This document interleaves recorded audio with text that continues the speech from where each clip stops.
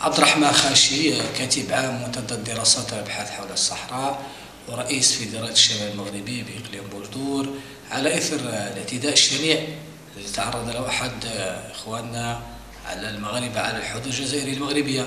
هذا الاعتداء الجبان الذي ندينه ونستنكره، فإن دل على شيء فإنما يدل على أن الجزائر تخبط في مجموعة من المشاكل وتحاول تصدير أزماتها الداخلية من أزمات اجتماعية وسياسية إلى دولتنا الحبيبة. مرة أخرى كفعالية المجتمع المدني بإقليم بوجدور نستنكر هذا التصرف الجبان وندينه ونطالب بإنصاف المعتدى عليه من طرف الجيش الجزائري. مرة أخرى شكرا لموقع هبة بريس على الاستضافة كما عودتنا، فهو موقع صوت الشعب وصوت المستضعفين، وشكرا جزيلا لموقع هبة بريس. شكرا سي عبد الرحمن، بارك الله فيك.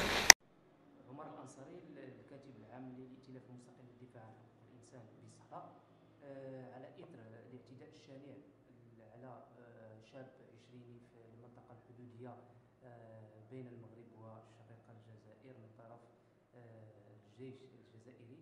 إذا الائتلاف المستقل للدفاع عن حقوق الإنسان في الصحراء يدين هذا الاعتداء الشنيع، ويدين كما يستنكر ويشجب الاستفزازات المتكررة للجار الجزائر التي تهدف من وراء هذه الاستفزازات إذا تصدير الأزمة وجر المنطقة إلى اللا أمن.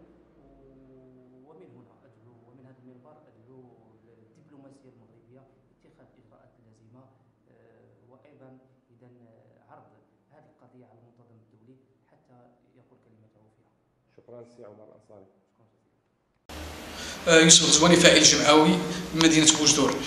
كعضو في الرابطة الصحراوية الديمقراطية للتنمية ندين ونستنكر الاعتداء الهمجي الذي تعرض له أحد المواطنين المغاربة على الحدود المغربية الجزائرية، ونقول للأجهزة الأمنية والأجهزة الجزائرية أن الشعب المغربي والشعب الجزائري شعب واحد وأخوة، ونقول بأن رغم هذه المناوشات التي يقوم بها المسؤولين على دولة الجزائر، فنقول بأن هذا الشيء لن يخلق العداوة بيننا وبين خوتنا في الجزائر، وأننا شعب واحد والله أكبر. السلام عليكم.